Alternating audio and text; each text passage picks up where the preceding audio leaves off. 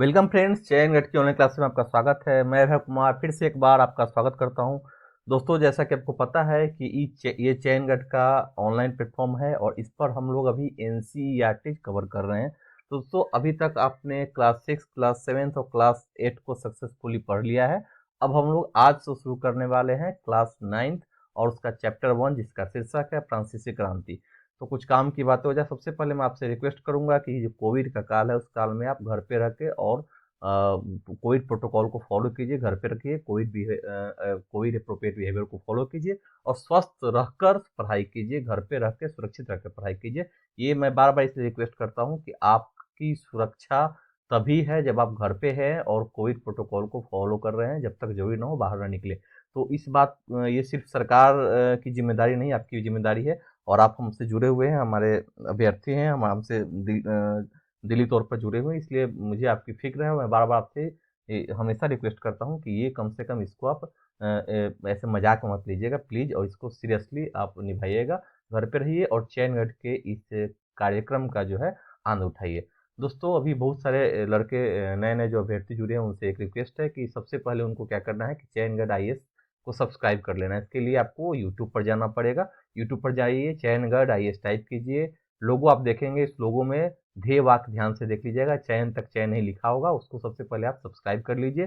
साथ ही साथ bell icon दबाइए, उसको पर्सनलाइज कर दीजिए ताकि नोटिफिकेशन आप तक जल्दी पहुंचे, समय पर पहुंचे और सबसे पहले आप तक पहुंचो हमारे वीडियोज की, हमारे क्लासेज की, हमारे हर एक एक्टिविटी जो है आप तक पहले पहुंचे। इतना ही नहीं, अन्य दोस्तों के साथ और भी जो जिज्ञासु स्टूडेंट है जो एनसीईआरटी को डिजिटल फॉर्म पे पढ़ना चाहते हैं चैनगढ़ के प्लेटफॉर्म पर, तो उनको भी इसका लिंक जरूर शेयर कीजिएगा। उनको बताइएगा कि उनके लिए चैनगढ़ द्वारा क्या क्या प्रयास किए जा रहे हैं और भी बहुत सारे क्लासेज बन रहे हैं शेड्यूल, और भी भविष्य में जो क्लासेज आएंगे उसके लिए नोटिफिकेशन आपको दे दी जाएंगी। आप सब सब्सक्राइब करेंगे, बेल आइकन दबाएंगे तो आपको नोटिफिकेशन खुद ब खुद मिल जाएगा। तो दोस्तों, हम लोग ने अभी तक चैप्टर जो है हमने मतलब लगभग आप मान के चलिए क्लास 6, क्लास 7 और क्लास 8 में लगभग हमने 11 चैप्टर्स लगभग उसमें क्लास 6 में थे और 10 चैप्टर्स थे क्लास 7th में, और क्लास 8th में भी हम लोगों ने 10 चैप्टर किया है। तो लगभग आप एक 31 चैप्टर्स जो है हमने कवर कर लिए हैं। एक चैप्टर्स हमने ओवरव्यू का बनाया था। 32 चैप्टर्स अभी तक हमने मतलब 32 वीडियोज आपके सेक्शन में एनसीईआरटी में होंगे। तो बहुत सारे बच्चे हैं जो कुछ ही दिन पहले हमारे इस टीम से जुड़े थे, तो उनको मैं कहूँगा कि अगर उनको घबराने की जरूरत नहीं है। अगर उन्होंने वीडियो नहीं देखा है तो वो जाएंगे चैनगढ़ के प्लेलिस्ट में, वहाँ एनसीईआरटी का सेक्शन है, उसमें जो वीडियोज हैं उनको देख सकेंगे। उनको घबराने की जरूरत बिल्कुल नहीं है। ऐसा बिल्कुल नहीं सोचना है कि हमें अभी अगर हम अभी से शुरुआत करेंगे या 2-3 चैप्टर ही मैंने कवर किया है, 2-3 लेक्चर ही हमने देखा है, तो बाकी हम समझ में कैसे, हमारा नॉलेज गैप है, हम नहीं समझ पा रहे हैं, कॉन्सेप्चुअल क्लियरिटी नहीं है, इस प्रकार के मन में दुविधाएं होती हैं। तो उनको मैं बता दूं कि आप घबराइए बिल्कुल नहीं। पहले एक बार उस वीडियो को धीरे धीरे समय निकाल के आप देख लीजिए। उसके बाद दिक्कत है तो जरूर हम साइक्लिक क्रम में आएंगे, तो जब भी आएंगे तो आपको पढ़ा देंगे। और भी अगर कुछ जरूरी है तो पहले तो वीडियो देखिए। उसके बाद वीडियो में देखने के बाद मुझे नहीं लगता है कि आपको आपके मन में कोई प्रश्न रहेंगे। फिर भी अगर आपको कोई दिक्कत है तो हमें कमेंट कीजिए। हमारी टीम जो है चैनगढ़ की टीम खासकर मैं 24x7 मतलब हमेशा आपके लिए उपलब्ध है। आप अपने प्रश्न हमें मेल कीजिए या हमें व्हाट्सएप कीजिए, जो भी करना है आप करिए। हमें आप कमेंट में भी आप लिख के भेज सकते हैं कि हाँ, हमें यहाँ पर दिक्कत है या ये जो है कॉन्सेप्ट हमारे समझ से बाहर है। तो मैं कोशिश करूंगा 2-3 दिन में या जैसे ही समय मिलता है आपको उसका आंसर आपको अपडेट कर दूं। तो ये काम हम कर लेंगे प्रतिबद्धता के साथ। आपको करना यह है कि आप अपने प्रश्न तो पहले देखिए, पहले वीडियो देखिए, प्रश्न निकालिए, दिक्कत है तो जरूर पूछिए। तो आज हम शुरू कर रहे हैं नया चैप्टर, और हम अभी क्लास 9, आपको पता होगा कि हम लोग क्लास जो है 9th हम लोग अब एनसीईआरटी हम लोग कवर करने वाले हैं आज से। और इसका चैप्टर फर्स्ट जो है वो है फ्रांसीसी क्रांति, मतलब वर्ल्ड हिस्ट्री आज हम लोग शुरू करेंगे। और वर्ल्ड हिस्ट्री का सेक्शन आज से हमारे इस चैनगढ़ के इस प्लेटफॉर्म पर डिजिटल मोड में पढ़ाया जाएगा। तो सभी बच्चे प्रिपेयर हो चुके हैं, सभी अभ्यर्थी जो नए जुड़े हैं उनका भी स्वागत है, जो ऑलरेडी पंक्चुअल स्टूडेंट्स हैं उनका भी स्वागत है। आज शुरू करते हैं फ्रांसीसी क्रांति। और मैं ये आशा करता हूँ कि आप पेन और डायरी लेके बैठे होंगे। जो भी इंपॉर्टेंट फैक्ट्स है मैं आपको अवगत करते जाऊँगा, हाईलाइट करते जाऊँगा, आप उसको जरूर राइट डाउन करते जाइएगा। तभी कभी भी एग्जामिनेशन में, वन डे एग्जामिनेशन, बहुत सारे एग्जामिनेशन आप देते रहते हैं, उसमें कभी पूछा जाए तो आप जरूर उसका आंसर दे पाएंगे। और एक एक मार्क्स की अहमियत है एग्जामिनेशन में। और सबसे ज़्यादा है कि नॉलेज जो है, नॉलेज के लिए भी फैक्ट्स बहुत ज़रूरी है, क्योंकि बिना फैक्ट्स के कोई भी कॉन्सेप्ट है तो बिना फैक्ट्स के नहीं हो सकती है। और आप कॉन्सेप्ट फैक्ट दोनों एक दूसरे के साथ मिले हुए हैं, तो आप ये ध्यान रखिएगा कि जो इंपॉर्टेंट फैक्ट्स है पढ़ाई के क्रम में आपको मैं ध्यान याद तो करवा ही दूंगा, फिर भी आप रिवाइज करते रहिएगा। रिवीजन मेक्स परफेक्ट, तो रिवाइज आपको आपका ड्यूटी है, आप रिवाइज करिए। और कोई दिक्कत हो जरूर हमसे कमेंट बॉक्स में कमेंट करके पूछिए, जरूर मैं जवाब जरूर दूंगा। तो फ्रांसीसी क्रांति आप यहाँ देख रहे हैं, हम फ्रांसीसी क्रांति आज पढ़ने वाले हैं। तो बहुत बच्चे जो हैं जो आज नए जुड़ रहे हैं क्लास 9th में, तो उनको मैं बताना चाहूँगा क्लास 8, 7th और 6th का जो वीडियो है एनसीईआरटी के सेक्शन में जाकर आप देख लीजिएगा। आज जो बच्चे जुड़ रहे हैं वो क्लास 9th के साथ कंटिन्यू है। मैं और ये नया चैप्टर, नया टॉपिक भी है, चूँकि हम वर्ल्ड हिस्ट्री पढ़ने वाले हैं। इससे पहले हमने ancient history, medieval history, modern history का थोड़ी-थोड़ी हमने स्टडी की थी। आज पूरी तरह से ये जो नया हमारे लिए नया टॉपिक भी है, तो जो नए बच्चे हैं उसका हार्दिक स्वागत है, घबराने की जरूरत नहीं है, क्योंकि हम वर्ल्ड हिस्ट्री पढ़ने वाले हैं तो इसमें कुछ है नहीं। आज से ही इसकी शुरुआत हो रही है, इसलिए आज से आप जुड़ जाइए। और भी बहुत बच्चे हैं जो जिनको जुड़ना है वो अभी आप उनको लिंक भेजिए, अभी से ही इस क्लास का सेशन का आनंद ले सकते हैं। देखिए अब शुरू करते हैं। 14 जुलाई 1789 की सुबह पेरिस नगर में आतंक का माहौल था। पेरिस जो फ्रांस की राजधानी है, आज भी है और पहले भी।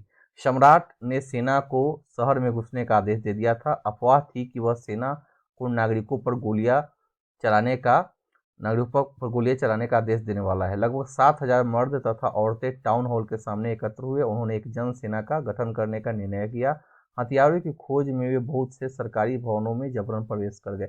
देखिए कहानी है, जो 14 जुलाई 1789 को जो यहाँ फ्रांसीसी क्रांति हुई थी, तो उसमें अफवाहों की भूमिका आप देखेंगे कि मैंने प्राचीन भारत में भी, मध्यकालीन में भारत में भी 1857 की क्रांति में मैंने आपको बताया था कि अफवाहों की भूमिका ने कितने युद्ध को, कितने क्रांतियों को जन्म दिया है। तो यहाँ पर एक अफवाह है कि हो सके सम्राट ने सेना को आदेश दिया है कि नागरिकों को मारा जाए जो इनका विरोध कर रहे हैं। अंततः अंत में क्या होता है, सैकड़ों लोगों का एक समूह पेरिस नगर के पूर्वी भाग की ओर चल पड़ा और बास्तिल किले की जेल को तोड़ डाला, जहां भारी मात्रा में गोला बारूद मिलने की संभावना थी। मतलब जन सैनिक जो है, जनता जो है, वो एक भीड़ के रूप में क्या होता है बास्तिल में, जहां पर बहुत सारे सेना के उपयोगी महत्वपूर्ण उपयोगी जो गोला बारूद है उस पर कब्जा करने के लिए वहां पर उनको ये अनुमान था कि हो सके यहाँ पर गोला बारूद बहुत मिले, तो वो लेने वहां पर पहुंच चुके थे। हथियारों पर कब्जे की सशस्त्र लड़ाई में, सशस्त्र मत होता है शस्त्र के साथ लड़ाई, बास्तिल का कमांडर मारा गया और कैदी छुड़ा लिए गए।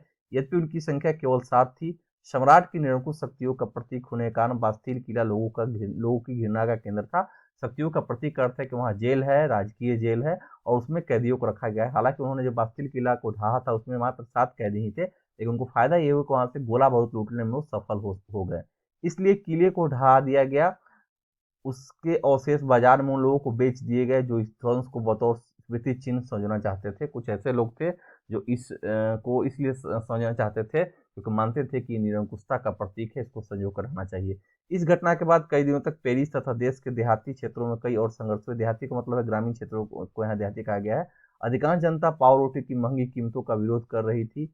बाद में इस दौर का सिंहावलोकन करते हुए इतिहासकारों ने इसे एक लंबे घटनाक्रम की ऐसी शुरुआती कड़ियों के रूप में देखा जिनकी परिणति फ्रांस के सम्राट को फांसी दिए जाने में हुई। हालांकि उस समय अधिकांश लोगों को ऐसे नतीजे की उम्मीद नहीं थी। ऐसा क्यों और कैसे हुआ, इसी की चर्चा आज हम करने वाले हैं। ये एक कहानी है, इसमें बताया गया है कि 14 जुलाई को ये घटना हुई और इसमें इस घटना ने इतना उग्र रूप ले लिया कि लास्ट में फ्रांसीसी सम्राट को जनसाधारण की फांसी दे दी गई और वहां पर एक निरंकुश शासन का अंत हुआ।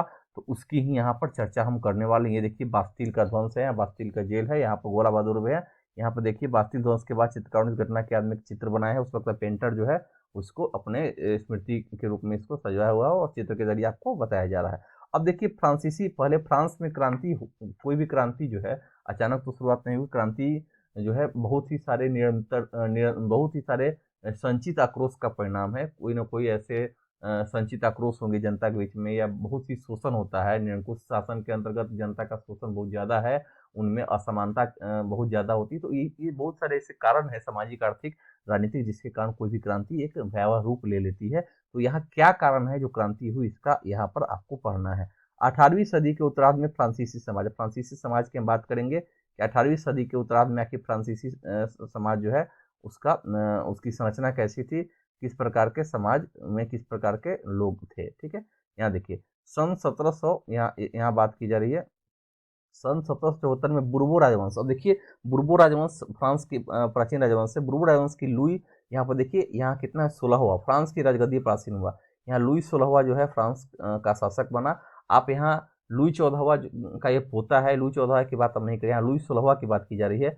उस समय उसकी उम्र केवल 20 साल थी और उसका विवाह ऑस्ट्रिया की राजकुमारी मेरी एंटाइनेट, यहाँ मेरी एंटाइनेट से हुआ था।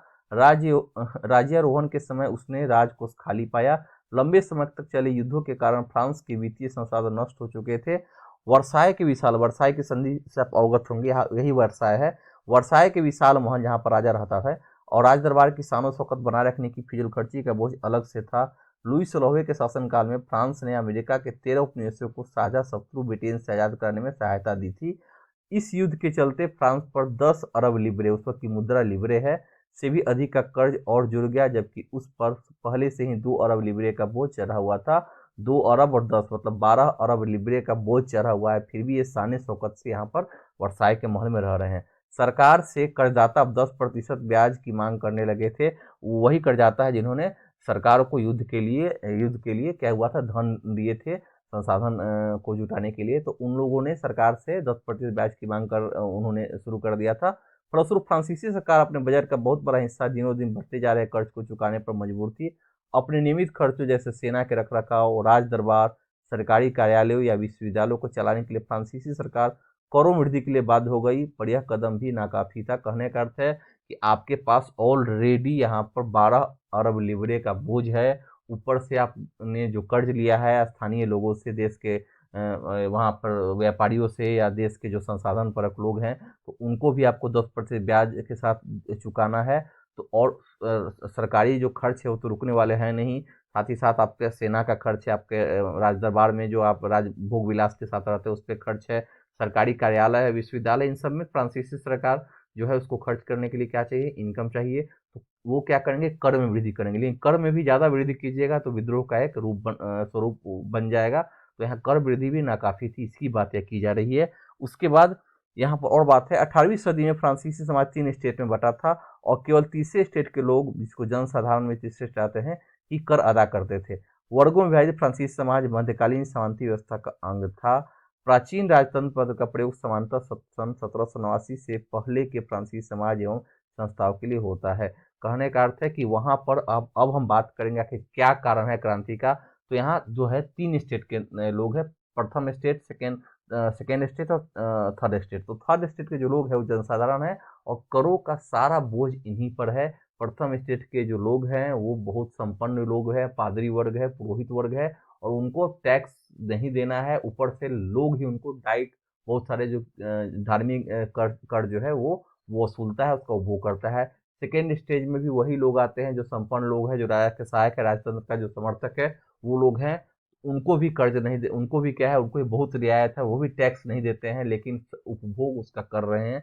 तीसरे स्टेट के लोग हैं, जनसाधारण है, यही कर को अदा करते हैं और इन्हें ही कारण है कि इन लोगों पर करों का बोझ है और इनके बदौलत जो है इनका शासन चल रहा है। एक बार एक नज़र यहाँ पर डाल दीजिए। प्रथम स्टेट में पादरी वर्ग आता है, वही जो पुजारी वर्ग, जो ईसाई चर्च के जो हेड है उनको पादरी वर्ग। सेकेंड स्टेट में द्वितीय स्टेट है कुलीन वर्ग, वही मैंने बताया कि राजतंत्र का जो समर्थक वर्ग है कुलीन वर्ग वो है।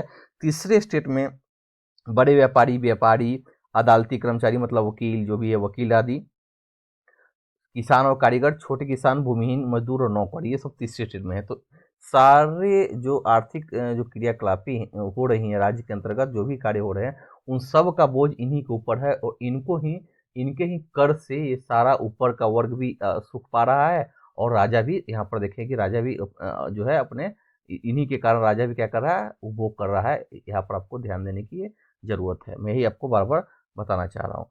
फिर अब आगे देखिए, हम आगे फिर बात करेंगे।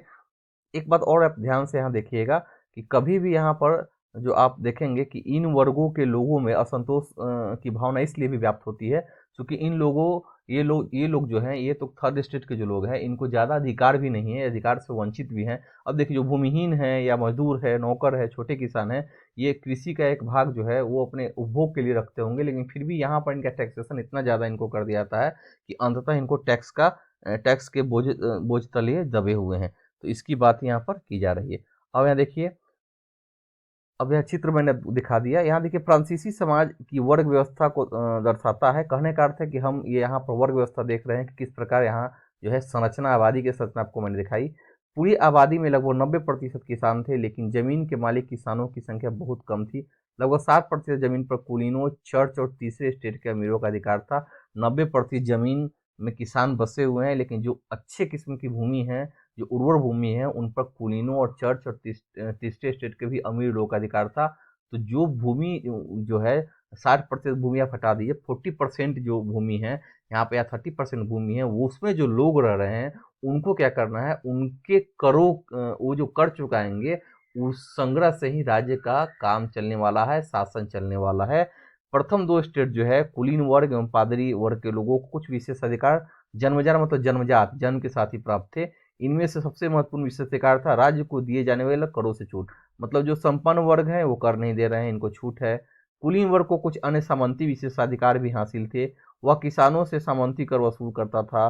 किसान अपने स्वामी की सेवा, स्वामी के घर एवं खेतों में काम करना, सैन्य सेवाएं देना अथवा सड़कों के निर्माण में सहयोग आदि करने के लिए बाध्य थे। कहने का अर्थ है कि यहाँ पर तीन स्टेट जो है, तीनों स्टेट में फर्स्ट स्टेट और सेकेंड स्टेट की बात हमने की कि उनके पास विशेष अधिकार भी है, लेकिन उनको कर ज़्यादा नहीं देना है। दूसरा थर्ड स्टेट जो है वो सेवा भी कर रहा है, कर भी दे रहा है, और साथ ही साथ उनकी स्थिति बहुत खराब है। यही कुछ कारण है जो क्रांति के लिए एक माहौल तैयार करते। फिर आगे देखिए, चर्च भी किसान से करों का एक हिस्सा टाइड, मैंने इसी की बात की थी, धार्मिक टाइट भी इनको देना है। तो चर्च जो है किसानों से ये कर ऊपर से ले रहा है। ऊपर से तीसरे स्टेट के तमाम लोगों को सरकार को तो कर चुकाना ही होता था। इन करों में टाइल मतलब प्रत्यक्ष कर, जिसको हम डायरेक्ट टैक्स कर रहे हैं, टाइल और अनेक अप्रत्यक्ष कर शामिल थे। अप्रत्यक्ष कर नमक और तंबाकू जैसी रोजाना उपभोग की वस्तुओं पर लगाया जाता था। इस प्रकार राज्य के वित्तीय कामकाज का सारा बोझ करों के माध्यम से जनता वहन करती थी। खास करके थर्ड स्टेट की जनता यहाँ पर वहन कर रही है। इसकी यहाँ पर सूचना आपको दी गई है। कुछ कुछ शब्द हैं जिसको जानिए। लिब्रे हमने पढ़ा था, फ्रांस की मुद्रा जिसे 1794 में समाप्त कर दिया, उससे 1794 से पहले लिब्रे जो है वो मुद्रा के रूप में यहाँ पर फ्रांस में इस्तेमाल हो रही थी। स्टेट मतलब क्रांति पूर्व फ्रांसीसी समाज में सत्ता और सामाजिक हैसियत को अभिव्यक्त करने वाली श्रेणी को हम स्टेट के नाम से जानते थे। पादरी वर्ग ऑलरेडी आप जानते हैं, चर्च के विशेष कार्य को करने वाले व्यक्ति का समूह, उसको हम पादरी वर्ग कहते हैं, जिसको प्रीस्ट या पोप कहा जाता था, जो हेड है उसको पोप कहा जाता था। टाइड चर्च द्वारा वसूल किया जाने वाला कर, यह कर कृषि उपज के 10वें हिस्से के बराबर होता था। याद रखिएगा, टाइड जो है 1/10 कृषि भूमि का 1/10 वसूला जाता था। टाइल सीधे राज्य को अदा देने वाला कर। तो टाइल जो है धार्मिक कर है, और टाइल जो है राज्य सरकार उसको वसूल करती है। तो यहाँ ये संरचना है। एक और फिगर देखिए, फिगर में बताया गया है, एक साहूकार है, मतलब यहाँ पर एक गरीब जनता है, एक देखिए हाथ में थैला लिया हुआ है, वो अपने कर को चुकाने का कोशिश कर रहा है। बेचारा गरीब अनाज, फल, पैसा, सलाद सब कुछ लाता है। मोटू जमींदार सब कुछ स्वीकार करने को तैयार बैठा है, पर वह उसको एक नज़र देखता तक नहीं है कि उसने क्या दिया है। कहने का अर्थ है उस वक्त की स्थिति को ये दर्शाया गया है। बताया कि चित्रकार ने कुल व्यक्तियों को मकड़े और किसान को मक्खी के रूप में क्यों दिखाया गया है, कि मकड़े के रूप में इसलिए दिखाया है कि ये शोषक वर्ग है, और इसको मक्खी के रूप में ये दिखाया है कि ये इससे फंसा हुआ है, मतलब ये मक्खी को, ये मकड़ा जो है अपने जाल में फंसा चुका है आजीवन, इसके लिए इसको ऐसा दिखाया गया है। कुल व्यक्ति मकड़ा है और किसान मक्खी। शैतान को जितना दोस्त करा देते हैं। मतलब देखिए एनसीईआरटी की एक खूबी है, ये पिक्टोरियल के माध्यम से कितना अच्छा सचित्र वर्णन करता है, तो दिखाना चाहता है कि आप पिक्चर के माध्यम से उसको समझ पाएंगे। ठीक है, अब हम दूसरा जो है जीने का संघर्ष, अब देखिए वहाँ के लोग जीते कैसे हैं, जीविका संकट की बात करेंगे, आखिर क्या बात है यहाँ पर, जो उसका जीवन कैसा है उसकी बात हम कर रहे हैं। तो उस वक्त की फ्रांस की बात की जा रही है, क्रांति से पूर्व की हम बात कर रहे हैं। फ्रांस की जनसंख्या सन 1715 में 2.3 करोड़ थी, जो सन 1789 में बढ़कर 2.1 करोड़ हो गई। परिणामतः अनाज उत्पादन की तुलना में उसकी मांग काफी तेजी से बढ़ी। अधिकांश लोगों के मुख्य खाद्य पाव रोटी की कीमत में तेजी से वृद्धि हुई, क्योंकि जनसंख्या बढ़ेगी तो उपभोग की स्थिति बढ़ेगी। उत्पादन अगर नहीं बढ़ेगा तो फिर उसी उत्पादन से लोगों को बांटना पड़ेगा। तो इसलिए देखेंगे कि पाव रोटी की कीमत भी धीरे धीरे बढ़ती जाएगी, क्योंकि उत्पादन उतना ही है लेकिन जनसंख्या जो है धीरे धीरे बढ़ती जा रही है। अधिकतर कामगार कारखानों में मजदूरी करते थे और उनकी मजदूरी मालिक तय करते थे, लेकिन मजदूरी महंगाई की दर से नहीं बढ़ रही थी। कहने का अर्थ है कि आज अगर 1715 में जब जब उनका मान लेते हैं हम टू लिब्रे, मान लो हम लिब्रे की ही बातें यहाँ कर रहे हैं, टू लिब्रे उनका जो है उनको मजदूरी दी जाती थी। और अब 1789 के समय में आप देखेंगे जब क्रांति से पहले उनको 5 लिब्रे दिया जा रहा है, लेकिन महंगाई जो है, जिस सामान जो पहले 2 लिब्रे में इनकी जीविका चल जाती थी, अब 7 लिबरे में भी इनकी जीविका नहीं चल रही, फिर भी इनको 5 लिबरे ही दिया जा रहा है, मतलब 2 लिबरे अभी भी इनको कम है। मतलब इतना आप समझिए कि जिस प्रकार से कीमतें बढ़ रही हैं उस प्रकार से इनकी मजदूरी नहीं बढ़ाई जा रही है। इनकी जो है गुजारा, इनका गुजारा यहाँ पर उस पैसे से नहीं हो पा रहे हैं। फलस्वरूप अमीर गरीब की खाई चौड़ी होती गई। स्थितियां तब और बदतर हो जाती जब सूखे या ओले के प्रकोप से पैदावार गिर जाती थी। ये तो जानते हैं, जब भी नेचुरल डिजास्टर हो रहा है, जब यहाँ प्राकृतिक असंतुलन हुआ या कभी बारिश नहीं हो पाई, कभी ओला गिर गया, कभी सूखा पड़ा, तो इन सबसे ज्यादा प्रभावित इसमें वही लोग होते थे, गरीब किसान होते थे, और उनकी उपज भी नहीं होती थी। तब तो और रेट बढ़ जाएगा, कीमतें बढ़ जाएंगी, और तब मार्केट में क्या होगा, संपन्न लोग तो किसी भी तरह अपना जीविका उपार्जन कर लेते हैं, लेकिन गरीबों के साथ इनको रोजी रोटी का संकट पैदा हो जाता था इनके लिए। इससे रोजी रोटी का संकट पैदा हो जाता था। ऐसे जीविका संकट प्राचीन राजतंत्र के दौरान फ्रांस में काफी आम थे। मतलब फ्रांस में ये जो है बारंबार इसकी बारंबारता देखी गई है। कारण क्या है कि उस वक्त कृषि के अलावा कोई विकल्प ही नहीं है जिसके कारण इसकी पूर्ति की जा सके। अब यहाँ कुछ शब्द हैं जीविका संकट से हम परिचय कर लेते हैं। ऐसी चरम स्थिति जब जीवित रहने के लिए न्यूनतम साधन भी खतरे में पड़ने लगते हैं। न्यूनतम साधन से अर्थ है कि जो जीने योग्य, जितना मान लीजिए जिससे सिर्फ जिंदा रह सके, वो भी हमारे पास नहीं है, तो हमको जीविका संकट हम उसको बोलेंगे। अनाम, जिसका नाम मालूम नहीं है उसको अनाम कहा जाता है। अनाम मतलब सीधे कि हम यहाँ पर जो है अनाम का अर्थ हुआ जो बिना नाम का है। यहाँ देखिए जीविका संकट कैसे उत्पन्न होता था, तो यहाँ एक डायग्राम के द्वारा आप समझिए, खूबसूरत डायग्राम है, ध्यान दीजिएगा। खराब फसल, मान ली कृषि भूमि है, खराब फसल हुआ, तो अब क्या हुआ, अब गरीब गुरबा पावरोटी नहीं खरीद पाएंगे। कारण है कि खराब फसल हुआ तो उत्पादन, खराब फसल हुआ तो एक तो यील्डिंग कम हुई तो उसको मार्केट में बेचेंगे, तो वो जो महंगाई उसकी ज़्यादा बढ़ जाएगी। फिर देखिए कि नहीं बेच पाएंगे, उसके बाद क्या होगा, ये फिगर देखा है, उसके बाद क्या होगा, नहीं खा पाएंगे। अब खरीद नहीं पाएंगे तो खा नहीं पाएंगे तो सूखा पड़ेगा। तो यहाँ महामारी भी है, क्योंकि महामारी क्या है, महामारी एपिडेमिक की बात की जा रही है। कहने का अर्थ है कि प्रभावित कौन है, यही लोग प्रभावित हो रहे हैं। एक चक्र देखिए, ये चक्र जो है यहाँ से खराब फसल के साथ यहाँ देखिए, अब गरीब गुरबा पावरटी नहीं खरीद पाएंगे, तो यहाँ महंगाई के साथ यहाँ इसको दिखाया गया। फिर इस चक्र को यहाँ जाके यहाँ दिखाया गया, और यहाँ से फिर महामारी इससे जुड़ा हुआ है, चूंकि नहीं खा पाएंगे तो यहाँ पर बीमार होंगे तो महामारी फैलेगी, क्योंकि इनके पास संसाधन नहीं है, तो इसको दिखाया गया है। ठीक है, अब यहाँ से चित्र से देख के भरना है इसमें। बताइए, खाद्य दंगे, अन्नाभाव, मृतकों की संख्या में वृद्धि, खाद्य पदार्थों की बढ़ती कीमत, कमजोर शरीर। तो यहाँ आप इसको डालिए, क्या क्या डालिएगा, यहाँ देखिए आपको भरना है। एक एक्टिविटी कर पाइए। खराब फसल होगा तो खराब फसल होगा तो क्या होगा, अन्ना भाव होगा तो क्या होगा, यहाँ महंगाई बढ़ेगी। यहाँ क्या क्या देखिएगा, यहाँ पर देखिए खाद्य पदार्थ की कीमत, बढ़ती कीमत, फिर क्या होगा, ये खरीद नहीं पाएंगे। उसके बाद क्या होगा, यहाँ पर कमजोर शरीर होगा। उसके बाद क्या होगा, खाने के लिए दंगे होंगे। दंगे के बाद क्या होगा, मृतकों की संख्या में वृद्धि होगी। मृतकों की संख्या वृद्धि होगी तो क्या होगा, महामारी होगा। महामारी होने के बाद क्या होगा, लोग मरेंगे। तो इसको भर सकते हैं, इसके लिए मैं उसको खाली छोड़ा गया था। अब हम बात करते हैं उभरते मध्य वर्ग ने विशेष रेखा तो अंत की कल्पना की।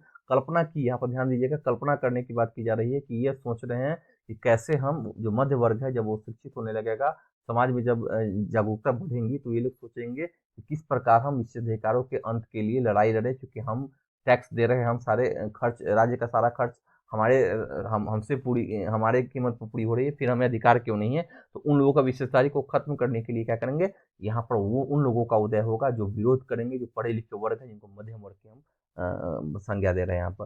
पहले भी कर बढ़ने व अकाल के समय किसान और कामगार विद्रोह कर चुके थे, परंतु उनके पास सामाजिक और आर्थिक व्यवस्था में बुनियादी बदलाव लाने के लिए साधन एवं कार्यक्रम नहीं थे। कार्यक्रम से बात है, कोई शेड्यूल नहीं बना पाते। साधन की बात है कि उनके पास संसाधन उतने नहीं है जिससे वो इस प्रकार का विरोध कर सके। ये जिम्मेदारी तीसरे स्टेट के उन समूह ने उठाई जो समृद्ध और शिक्षित होकर नए विचारों के संपर्क में आ सके थे। हम कवि, वकील, पढ़े लिखे लोगों की बात यहाँ पर बात करने वाले हैं। हम यहाँ पर बात करेंगे उन लोगों की जिन्होंने क्रांति को एक ऊर्जा प्रदान की। आप समझिए हम किसकी बात कर रहे हैं, हम दार्शनिकों की बात कर रहे हैं। उन दार्शनिकों ने कविता के माध्यम से, अपने भाषणों के माध्यम से, अपने लेखनी के माध्यम से विचारों को इन लोगों तक पहुंचाया और एक क्रांति का मार्ग प्रशस्त किया। अब यहाँ देखिए, 18वीं सदी में एक नए सामाजिक समूह का उदय हुआ जिसे मध्य वर्ग कहा गया, जिसने फैलते समुद्र पारी व्यापार और ऊनी तथा रेशमी वस्त्रों के उत्पादन के बल पर संपत्ति अर्जित की थी। मतलब व्यापारी वर्ग हैं। ऊनी और रेशमी कपड़ों का या तो निर्यात किया जाता था या समाज के समृद्ध लोग उसे खरीद लेते थे। तीसरे स्टेट में इन सौदागरों एवं निर्माताओं के अलावा प्रशासनिक सेवा, वकील जैसे पेशेवर लोग भी शामिल थे। ये सभी पढ़े लिखे थे और इनका मानना था कि समाज के किसी भी समूह के पास जन्मजात विशेषाधिकार नहीं होने चाहिए। मतलब जन्मजात जो है, जन्म से किसी के पास विशेषाधिकार नहीं होना चाहिए। ये तार्किक बात कर रहे हैं। किसी भी व्यक्ति की सामाजिक हैसियत का आधार उसकी योग्यता ही होनी चाहिए। इसको कोट कर लीजिए। यहाँ पर बिल्कुल आप कहीं किसी एग्जामिनेशन में आप लिख सकते हैं इस चीज़ को कि किसी भी व्यक्ति की सामाजिक हैसियत का आधार उसकी योग्यता होनी चाहिए, ना कि जन्मजात विशेषाधिकार। स्वतंत्रता, समान नियमों तथा समान अवसरों के विचारों पर आधारित समाज की परिकल्पना जॉन लॉक और जीन जैक्विन रूसो की बात की जा रही है, जैसे दार्शनिकों ने प्रस्तुत की थी अपने टू ट्रीटाइजेज ऑफ गवर्नमेंट में। एक इनकी पुस्तक है, में इन्होंने क्या किया, लॉक ने राजा के दवी और निरंकुश अधिकारों के सिद्धांत का खंडन किया था। रूसो ने इस विचार को आगे बढ़ाते हुए जनता और उसके प्रतिनिधियों के बीच एक सामाजिक अनुबंध पर, सोशल कॉन्ट्रैक्ट की पुस्तक का नाम है, आधारित सरकार का प्रस्ताव रखा है। मोंटेस्क्यू ने the spirit of the laws नामक रचना में सरकार के अंदर विधायिका, कार्यपालिका और न्यायपालिका के बीच सत्ता विभाजन की बात कही। जब संयुक्त राज्य अमेरिका में 13 उपनिवेश ने ब्रिटेन से खुद को आज़ाद घोषित कर दिया तो वहाँ इसी मॉडल की सरकार बनी। फ्रांस के राजनीतिक चिंतकों के लिए अमेरिकी संविधान और उसमें दी गई व्यक्तिगत अधिकारों की गारंटी प्रेरणा का एक महत्वपूर्ण स्रोत थी। मतलब देखिए यहाँ पर आप देख रहे हैं कि अमेरिकी क्रांति, अमेरिकी संविधान से इन्होंने बहुत कुछ सीखा और उस अनुभव के आधार पर इन्होंने अपने देश में इस क्रांति को जन्म देने के लिए वैचारिक एक माहौल को क्रिएट किया। और वैचारिक माहौल कैसे ये बनाएंगे, तो ये क्या करेंगे, लेखनी के माध्यम से, अपने उग्र भाषण के माध्यम से, किताब के माध्यम से लिख के लोगों को अवगत कराएंगे कि विशेषाधिकार प्राप्त जो समाज है कहीं भी लीगल नहीं है, कहीं अस्थायी नहीं है, सार्वभौमिक रूप से भी और कोई रूल बना के भी ये ये जो है तर्क संगत बात करेंगे और उस पर कटाक्ष करेंगे। दार्शनिकों ने के इन विचारों पर काफी कॉफी हाउसों व सैलॉन की गोष्ठियों में गर्मा गर्म बहस हुआ करती थी, लोग करते थे, और पुस्तकों एवं अखबारों के माध्यम से इनका व्यापक प्रचार प्रसार हुआ। पुस्तकों एवं अखबारों को लोगों के बीच जोर से पढ़ाया जाता था ताकि अनपढ़ भी उन्हें समझ सके। इसी समय लुईस सलोवा द्वारा राज्य के खर्चों को पूरा करने के लिए फिर से कर लगाए जाने की खबर से विशेषाधिकार वाली व्यवस्था के विरुद्ध गुस्सा भड़क उठा। क्योंकि राजा को क्या है, राजा तो तुरंत एक फरमान जारी करेगा कि कर बढ़ा दिया जाए। तो यहाँ पर ये जो है विशेषाधिकारों की जो बात कर रहे थे, कह रहे थे विशेषाधिकारों पर चोट कर रहे थे। उन्होंने कहा कि हम कौन, हम तीसरे स्टेट के लोग कर रहे हैं कि हम पर सिर्फ करों का बोझ है और विशेषाधिकार प्राप्त वर्ग एक पाई भी नहीं देते हैं, तो उनको उन पर कर क्यों नहीं, हम पर क्यों। इसी तर्क को ये वो राजा के सामने रखेंगे, प्रशासन के सामने रखेंगे, शासन व्यवस्था के सामने रखेंगे, चुनौती देंगे कि आप इसको क्लियर कीजिए कि आखिर उनको किस लिए विशेषाधिकार दिया गया है और हमें नहीं है। ठीक है, अब यहाँ एक वृत्तांत है, वृत्तांत मैं बाद में करूंगा। ठीक है, तो अभी अब थोड़ी चर्चा हम इसकी भी कर लेते हैं। यहाँ एक और चीज देखिए, यहाँ पर ध्यान से एक देखिए, यहाँ पर हमें थोड़ा एक यहाँ पर हो सकता है इसको कवर कर ही ले जाए। प्राचीन राजतंत्र में हुए अनुभवों का वृत्तांत।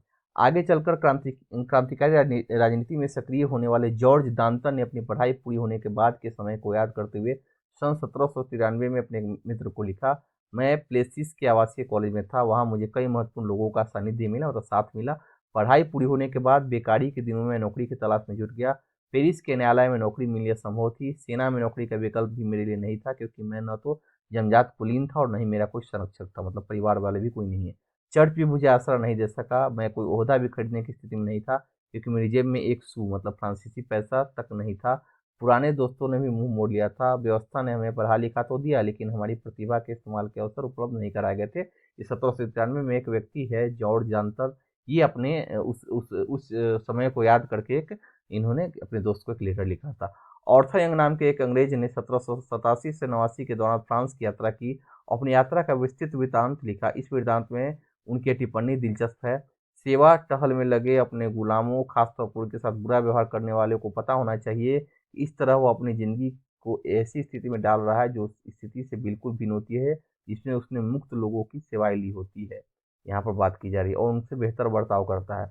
जो अपने पीड़ितों की कराह सुनते हुए भोज उड़ाना पसंद करते हैं, उन्हें दंगे के दौरान अपनी बेटी के अपहरण या बेटे के दिए जाने का दुखड़ा नहीं होना चाहिए। बात कर रहे हैं उस स्थिति की, मनस्थिति की, जब आप शोषण करके सेवा कर रहे हैं, तो कभी अगर दंगा हुआ तो जो नौकर है जिसके साथ आपने खराब व्यवहार किया है, तो वो तनिक भी लेट नहीं लगाएंगे अपहरण में और हत्या करने में। तो ये बहुत ही तार्किक बात उन्होंने कही है। ठीक है, अब हम इसका सेकेंड जो चरण है वो है क्रांति की शुरुआत। इसकी बात आखिर क्रांति की शुरुआत क्यों होती, वो तो मैंने क्रांति का माहौल बताया कि क्रांति का माहौल मध्यम वर्ग के उदय के साथ ही बनाया जाता है, क्योंकि वो सक्षम है, वो बेजुबानों के का जुबान बन के सामने आए हैं। वो लिखे पढ़े बड़े लिखे लोग हैं और उन्होंने क्रांति का एक मार्ग तैयार किया, एक क्रांति के लिए एक माहौल क्रिएट किया जिसका फायदा सभी लोगों को अंततः मिला। अब देखिए क्रांति की शुरुआत क्यों हो रही है, कैसे हो रही है।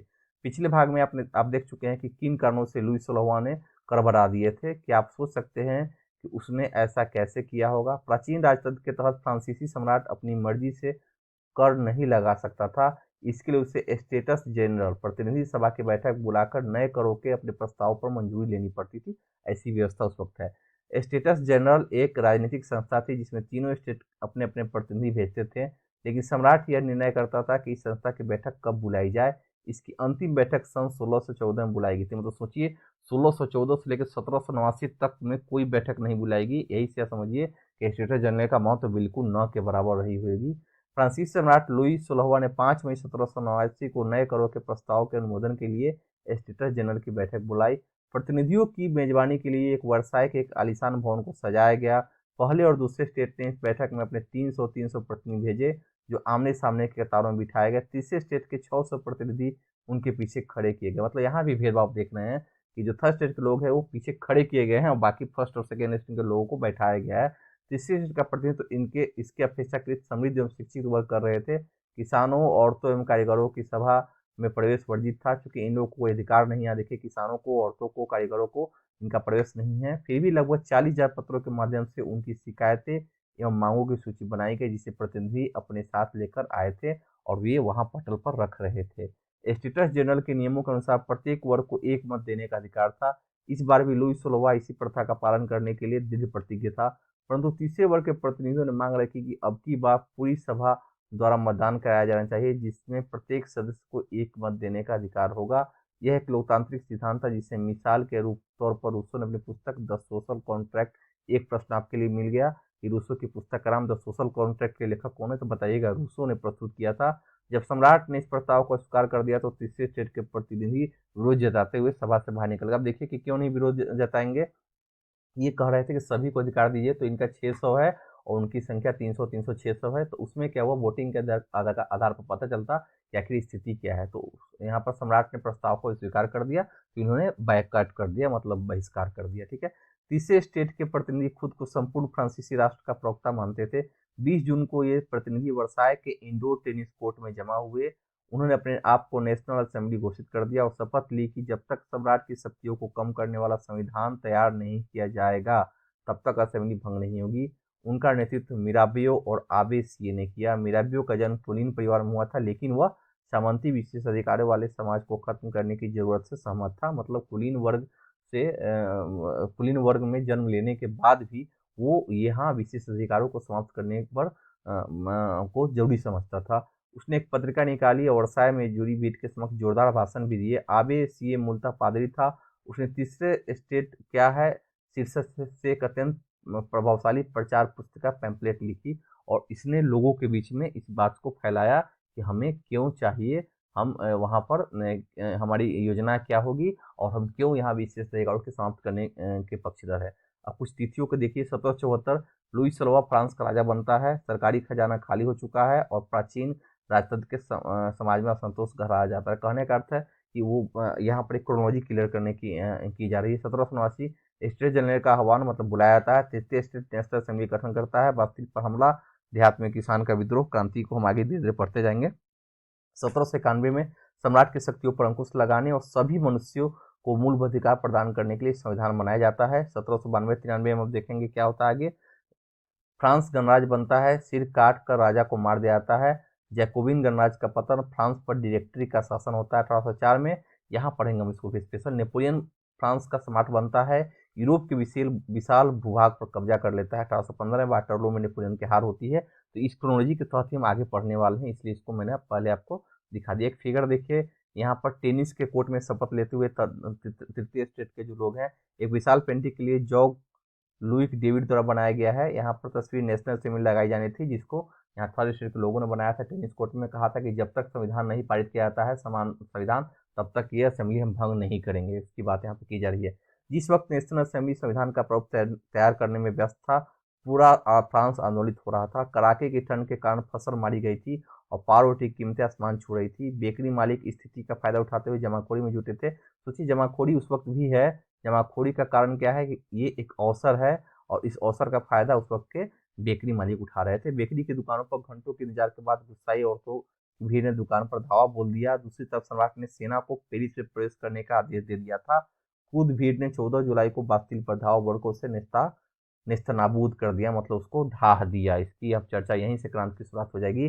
देहाती इलाकों में गांव गांव यह अफवाह फैल गई थी कि जागीरों के मालिकों ने भाड़े पर लठैतों लुटेरों के गिरोह बुला लिए हैं जो पक्की फसलों को तबाह करने निकल पड़े हैं। ये सब अफवाह है।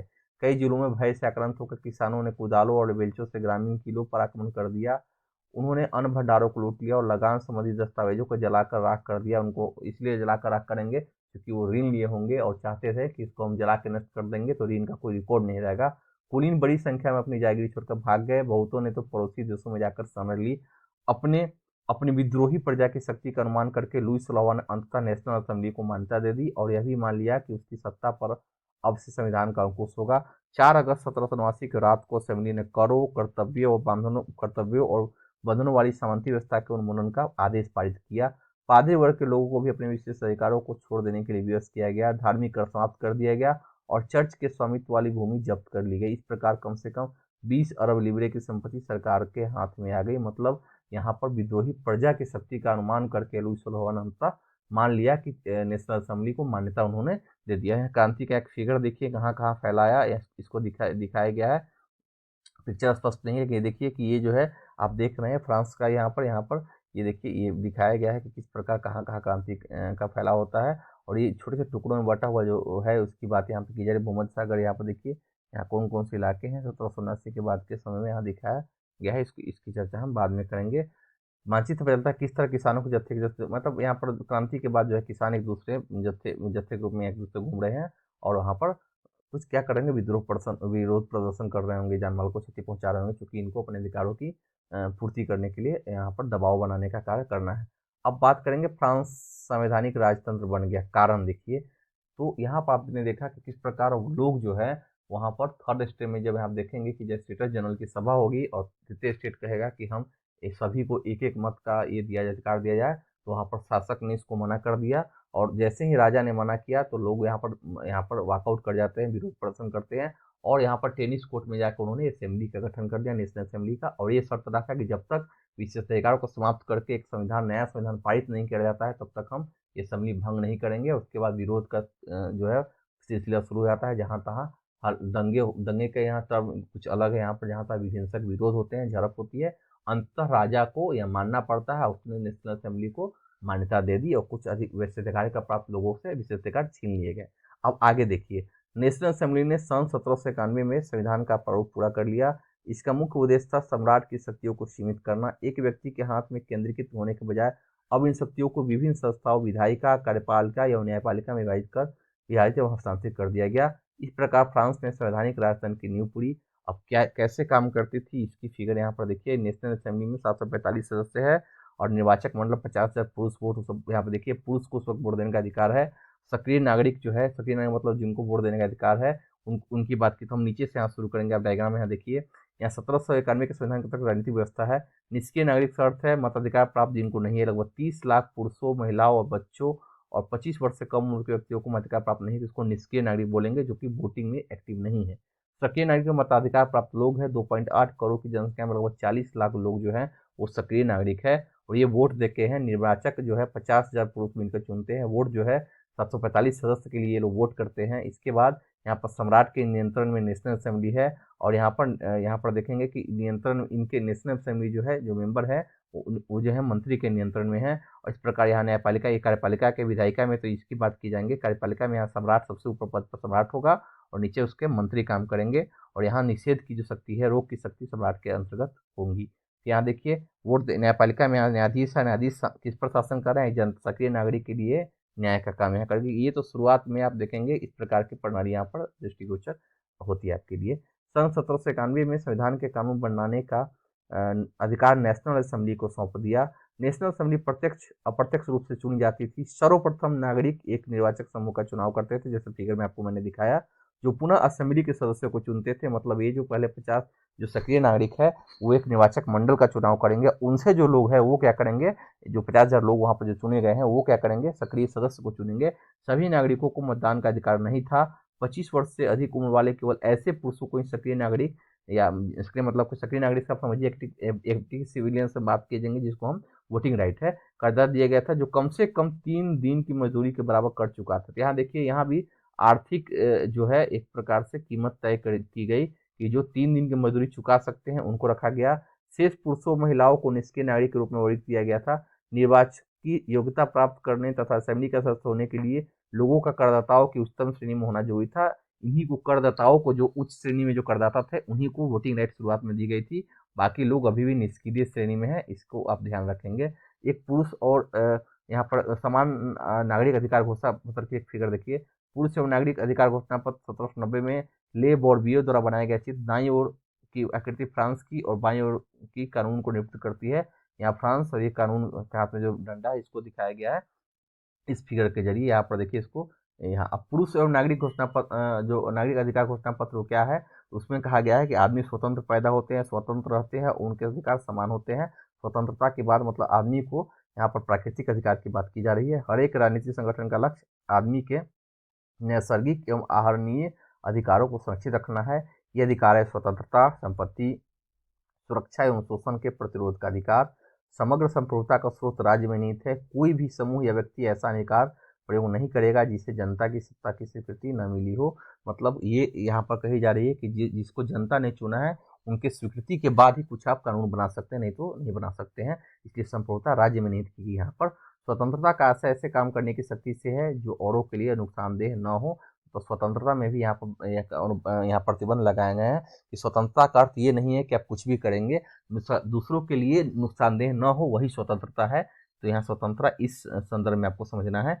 समाज के लिए किसी भी हानिकारक कृत्य पर पाबंदी लगाने का अधिकार कानून के पास है, बिल्कुल होना भी चाहिए, कानून होनी भी चाहिए। कानून सामान्य इच्छा की व्यक्ति है। सभी नागरिकों की व्यक्तिगत रूप से अपने प्रतिनिधित्व के माध्यम से इसके निर्माण में भाग लेने का अधिकार है। कानून की नज़र में सभी नागरिक समान है। समान कानून की बात यहाँ पर की जा रही है, समानता का व्यवहार किया जा रहा है। कानून सम्मत प्रक्रिया के बाहर किसी व्यक्ति को न तो दोषी ठहराया जा सकता है और न ही गिरफ्तार अथवा नजरबंद किया जा सकता है। वहाँ पर देखिए इस तरह की बात उस वक्त यहाँ पर फ्रांस के संविधान में घोषणा पत्र में जारी कर दी गई है। प्रत्येक नागरिक बोलने, लिखने और छापने के लिए आज़ाद है, लेकिन कानून द्वारा निर्धारित प्रक्रिया के तहत ऐसी स्वतंत्रता के दुरुपयोग की जिम्मेदारी भी उसी की होगी। यहाँ स्वतंत्रता की बात की जा रही है, प्रेस की स्वतंत्रता की, लेकिन यहाँ पर एक जो होता है कि यहाँ पर एक प्रतिबंध भी लगाया जाता है जो राज्य के हित में है। तो राजकीय हित, राष्ट्रीय हित के अनुरूप उन पर प्रतिबंध भी है कि आप राष्ट्र की संप्रभुता, अखंडता को बनाए रखेंगे, उसके रिगार्डिंग ही काम करना है। कानून के अंतर्गत ही छापना है, बाहर नहीं छापना है। सार्वजनिक सेना तथा प्रशासन के खर्चे लाने के लिए एक सामान्य कर लगाना अनिवार्य है। सभी नागरिकों पर उनकी आय के अनुसार समान रूप से कर लगाया जाना चाहिए। मतलब जिसकी जैसी इनकम है उसी अनुसार आपको टैक्स लगाना है, कर लगाना है। ये नहीं कि जो सभी को बराबर टैक्स लगा देना है। लगाना बराबर है, लेकिन आपको ये ध्यान रखना है कि जो गरीब है, जो नहीं दे सकते हैं, उनको आपको सब्सिडी भी देनी है, उन पर कर का बोझ नहीं होना चाहिए ज़्यादा। क्योंकि संपत्ति का अधिकार एक पावन एवं अनुल्लंघनीय अधिकार है, अतः किसी भी व्यक्ति को इससे वंचित नहीं किया जा सकता है जब तक कि विधि द्वारा स्थापित प्रक्रिया के तहत सार्वजनिक आवश्यकता के लिए संपत्ति का अधिग्रहण करना आवश्यक न हो। यहाँ देखिए विधि द्वारा स्थापित प्रक्रिया से आप क्या समझते हैं, विधि द्वारा स्थापित प्रक्रिया, विधि की समानता। अब तो यहाँ पर इन दोनों टर्म को जब आप पॉलिटी पढ़ेंगे तो आपको आपसे आपसे अवगत आप उससे अवगत होइएगा। तब तक इसको आप ऐसे ही जान के चलिए। ऐसे मामले अग्रिम मुआवजा जरूर दिया जाना चाहिए। कहने का अर्थ है कि अगर संपत्ति किसी का आप अधिकार का हस्तगत करते हैं तो आपको मुआवजा देने का प्रावधान यहाँ पर प्रावधान देने की यहाँ पर बात की गई है। ठीक है, अब हम यहाँ पर पढ़ेंगे संविधान पुरुष एवं नागरिक अधिकार घोषणा पत्र के साथ शुरू हुआ था। जीवन के अधिकार, अभिव्यक्ति की स्वतंत्रता के अधिकार और कानूनी बराबरी के अधिकार को नैसर्गिक एवं आहरणीय, मतलब इसको किसी के हाथ में हस्तांतरित नहीं किया जा सकता है, अधिकार के रूप में स्थापित किया गया। अर्थात ये अधिकार प्रत्येक व्यक्ति को जन्मजात प्राप्त होता है, जन्मजात, जन्म के साथ ही, और इन अधिकारों को छीना नहीं जा सकता है, न ही सीमित किया जा सकता है। राज्य का कर्तव्य माना गया है कि वह प्रत्येक नागरिकों के नैसर्गिक अधिकारों की रक्षा करे। मतलब राज्य को यहाँ पर एक दायित्व दिया गया कि नागरिकों की रक्षा आपको करनी है, नागरिकों की रक्षा आपकी जिम्मेदारी है। ये क्रांतिकारी पत्रकार जया पौला मरा है ने अपने अखबार लामी द पप्पल, जनता का मित्र, इसका फ्रांसिस फ्रांसिस मतलब फ्रेंच लोगों में लामी द पप्पल बोलेंगे और हिंदी में जनता का मित्र में नेशनल समिति द्वारा तैयार किए गए संविधान पर टिप्पणी की थी। इन्होंने क्या टिप्पणी की, इसको पढ़िए। जनता के प्रतिनिधित्व का कार्यभार अमीरों को सौंप दिया गया है। गरीबों और शोषितों की दशा केवल शांतिपूर्ण तरीकों से कभी नहीं सुधर सकती। यह इस बात का काट्य प्रमाण है कि धनाढ्य वर्ग कानून को कैसे प्रभावित करता है। फिर भी ये कानून कभी तभी तक चलेंगे जब तक लोग इसको मानेंगे, इन्हें मानेंगे।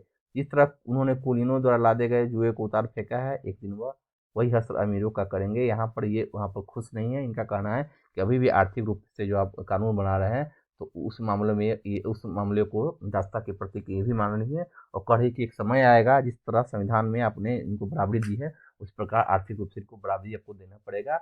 ये उस दिन जब ये ऐसा समय आएगा तो ये भी ये काम ये भी करेंगे। तो इन्होंने उस वक्त ये बात कही थी, जो बाद में आपको देखने को मिलेंगे भी। अब राजनीति जो प्रतीक है उसके मायने देखिए, जो भी कहीं कहीं प्रतीक के माध्यम से ही हम समझ पाते हैं। तो यहाँ क्रांति के कुछ प्रतीक यूज किए गए थे। प्रतीक के रूप में कोई ऐसी मतलब कोई पिक्चर या कोई ऐसे चित्र या कोई ऐसे पेंटिंग को अपनाया गया था, कोई वस्तु को प्रतीक रूप में इस्तेमाल की गई थी। तो इसकी यहाँ पर चर्चा की जा रही है। 18वीं सदी में ज़्यादातर स्त्री पुरुष पढ़े लिखे नहीं थे, इसलिए महत्वपूर्ण विचारों का प्रसार करने के लिए छपे हुए शब्द के बजाय वहाँ पर देखिए आकृति एवं प्रतीकों का प्रयोग किया जाता था। तो आकृति और प्रतीकों का प्रयोग क्यों किया जाएगा? तो इसलिए किया जाता था क्योंकि वो पढ़े लिखे नहीं थे, तो आकृति के माध्यम से क्या होंगे, वो समझ पाएंगे कि आखिर यहाँ पर क्या कहना लोग चाह रहे हैं। तो इसलिए यहाँ पर आप इसको ध्यान देंगे। ठीक है, यहाँ देखिए। तो यहाँ पर अक्सर आकृति और प्रतीकों का प्रयोग किया जाता है। ले बार्बियर ने अपनी पेंटिंग चित्र 8 में अधिकारों के घोषणा पत्र के लोगों तक पहुंचाने के लिए अनेक प्रतीकों का प्रयोग किया है। आइए इन प्रतीकों को समझने की कोशिश करें। यहाँ देखिए, एक हथेली को टूटा हुआ है। टूटी हुई जंजीर का अर्थ है कि दासों को बांधने के लिए जंजीर का प्रयोग होता था। टूटी हथकड़ी उनकी आज़ादी के प्रतीक है। इसका अर्थ हुआ कि अब वो गुलाम नहीं रहेंगे। छड़ी का बर्छीदार गट्ठर, यहाँ देखिए छड़ों का बर्छीदार या गट्ठर, यहाँ देखिए अकेली छड़ को आसानी से तोड़ा जा सकता है पर पूरे गट्ठर को नहीं। एकता में ही बल है। एकता के प्रतीक के रूप में इसको दिखाया गया। एकता में बल है। यहाँ देखिए जो है ट्रेंगल के अंदर, त्रिभुज के अंदर रोशनी बिखरती आग, सर्वदर्शी आंख ज्ञान का प्रतीक है। सूर्य की किरणें अज्ञान रूपेंद्र को मिटा देंगी। मतलब कहने का अर्थ है कि यहाँ जागरूकता को दिखाया गया है। शाही सत्ता का प्रतीक इस दंड को दिखाया गया है। यहाँ देखिए अपने पूंछ मुंह में लिए साफ सनातनता का प्रतीक, अंगूठी का कोई और छोर नहीं होता है, मतलब समानता का यहाँ प्रतीक किया गया है। तो यहाँ पर इन प्रतीकों के माध्यम से लोगों को समझाने का प्रयास किया गया है। एक और यहाँ पर फिगर आप देखिए, इस फिगर में क्या दिखाया गया है वो भी आपको मैं दिखाता हूँ। तो यहाँ एक टोपी है, एक सेकेंड यहाँ देख लेते हैं। तो यहाँ एक टोपी है, यहाँ देखिए लाल फ्राइजियन टोपी, दासों द्वारा स्वतंत्र होने के बाद पहनी जाने वाली टोपी जो है, जो दास जो स्वतंत्र होते हैं इस टोपी को पहन लेते थे। तो इन सभी प्रतीकों के माध्यम से इसको दिखाया गया है। नीला सफ़ेद लाल, फ्रांस के राष्ट्रीय रंग में नीला सफ़ेद और लाल रंग को महत्व दिया गया है। तो कहीं ना कहीं इसका कोई अर्थ जरूर होगा। डैनो वाली स्त्री कानून का मानवीय रूप जो है, यहाँ एंजल है। एंजल जो है यहाँ दंड, हाथ में एक छड़ी ली हुई, स्टिक ली हुई है। तो कानून का मानवीय रूप को दिखाया गया है कि मानव के लिए कानून समान है। विधि पर कानून सबके लिए समान है, उसकी नज़र में सब बराबर है, इसलिए विधि पट को दिखाया गया है। तो विधि पट के माध्यम से इसको समझाने का प्रयास यहाँ किया जा रहा है। तो हमने अभी तक क्या पढ़ा?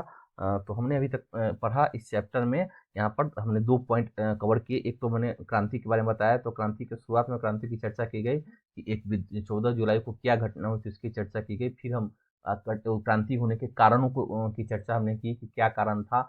स्टेट की हमने चर्चा की कि 3 स्टेट किस प्रकार विभाजित था, और करों का जो बोझ है तृतीय स्टेट पर है। प्रथम स्टेट सेकेंड स्टेट के लोग जो है वो पूरी तरह कर मुक्त भूमि उनके पास है और उपभोग कर रहे हैं, फिर भी वो टैक्स नहीं दे रहे हैं, लेकिन उनके पास अधिकार है। और अधिकार क्या है? जन्मजना अधिकार है, मतलब जन्मजात विशेष अधिकार है।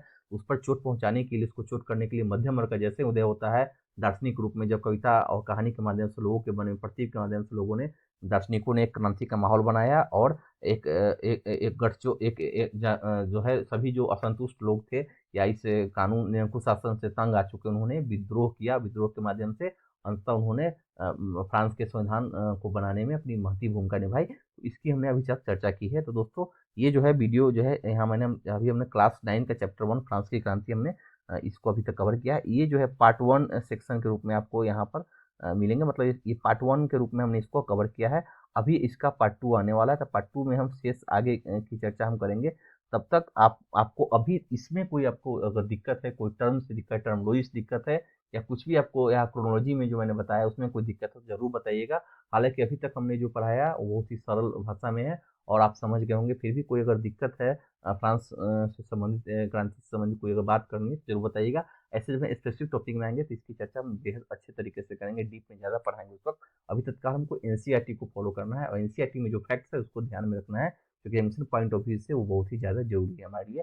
तो आज का सेशन हम यहीं पर समाप्त करते हैं, और इसी के साथ जब जब अगले सेशन में जैसे ही हम आएंगे तो आपसे हम फिर चर्चा करेंगे कि आखिर इस यहाँ पर हम आगे चर्चा करने वाले हैं कि क्रांति के साथ साथ आगे यहाँ पर कौन कौन सी घटनाएं हमको देखने को मिलेंगी, तो यहाँ हम उसकी चर्चा भी करेंगे। तो अब आपसे एक और लास्ट कह दूं कि अभी भी जिन लोगों ने चैन गाइस को सब्सक्राइब नहीं किया है, वो प्लीज़ यूट्यूब पर जाइएगा, चैन गाइस टाइप कीजिए और वहाँ पर लोगो ध्यान दीजिएगा। लोगों का ध्येय वाक्य है चैन तक चैन नहीं, उसको आप ध्यान से देख लीजिएगा। उसके बाद पहले आप सब्सक्राइब कीजिए, साथ ही साथ बेल आइकन दबा के उसको पर्सनलाइज कर दीजिए, ताकि कोई भी छोटी भी सूचना अगर देंगे नोटिस के रूप में, तो आप तक नोटिफिकेशन सबसे पहले पहुंचेगी। कभी कभी आप समय अभाव में आप वीडियो स्किप कर लेते हैं या कभी छुट्टी मार लेते हैं, तो ऐसे में आप नोटिफिकेशन के माध्यम से भी जान तो जब पाएंगे कि हाँ इतनी क्लास हमने कवर नहीं की है, और आप उसको अटेंड कर पाएंगे। बहुत बच्चे अभी एनसीईआरटी बहुत बच्चों ने नहीं देखा है, तो अब आज ही इस सेशन से जो जुड़ रहे हैं उनको ये बता दूं कि पहले एनसीईआरटी सेशन में प्लेलिस्ट में जाइए और आप उस वीडियो को देख लीजिएगा। अपने दोस्तों के साथ बहुत सारे सोशल साइट्स का आप यूज करते हैं मनोरंजन के रूप में लेजर टाइम में, तो उस समय आप इस चैनल का लिंक अपने दोस्तों के साथ शेयर जरूर कीजिएगा। विभिन्न सोशल साइट्स के माध्यम से शेयर कीजिए, ताकि बहुत सारे ऐसे बच्चे हैं जिनको एनसीईआरटी समझनी है, तो उनके लिए चैन गड्ढे से अच्छा प्लेटफॉर्म उनको नहीं मिलने वाला है। तो उनको जरूर बताइएगा कि चैन गड्ढे के इस प्लेटफॉर्म पर, पायस प्लेटफॉर्म पर क्या क्या उनके लिए उपलब्ध किए जा रहे हैं। तो ये काम आप जरूर कीजिएगा, और ये काम इसलिए भी कीजिएगा ताकि उनका भी भलाई हो, और आप भी जो है क्लास के माध्यम से उनसे जुड़ पाएंगे। तो हमें बहुत खुशी होगी जब धीरे धीरे हमारा जो परिवार है, जो चैनगढ़ की टीम है, एक परिवार के रूप में धीरे धीरे आगे की ओर अग्रसर हो रही है। इसकी बहुत खुशी है।